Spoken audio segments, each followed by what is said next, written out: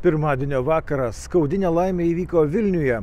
Automobilis prispaudė ir mirtinai sužalojo žmogų. Matote vaizdus iš Vilniaus, sostinės Viršuliškio skersgatvis čia yra. Ir 22:22 buvo pranešta apie skaudžią nelaimę čia įvykusią. Automobilis prispaudė žmogų.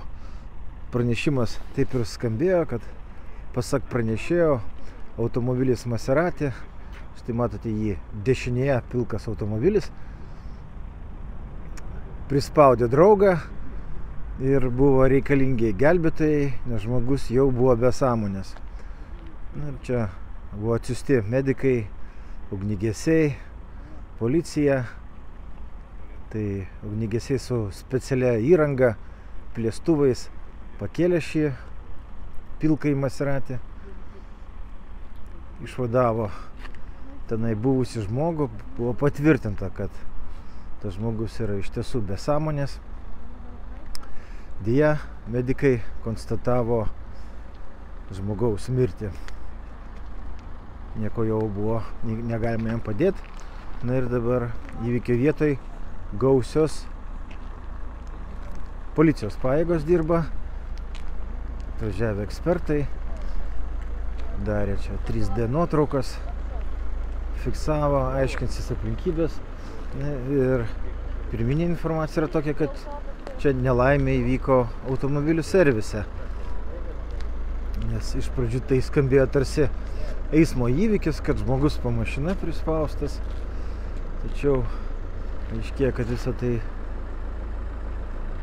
kažkoks automobilių servisas čia yra. Ir greičiausiai automobilis buvo atvežtas remontuoti. Na ir turbūt nebuvo imtasi visų darbo saugos reikalavimų, jeigu nutiko tokia nelaimė. Gal domkratas išslydo, išridėjo kaip nors iš po automobilio. Dabar čia matote, yra sniego, slidu. Gal kažkur kažkas nebuvo fiksuota ir todėl galėjo įvykti skaudi nelaimė. Minėjau, čia apie 22 valandą.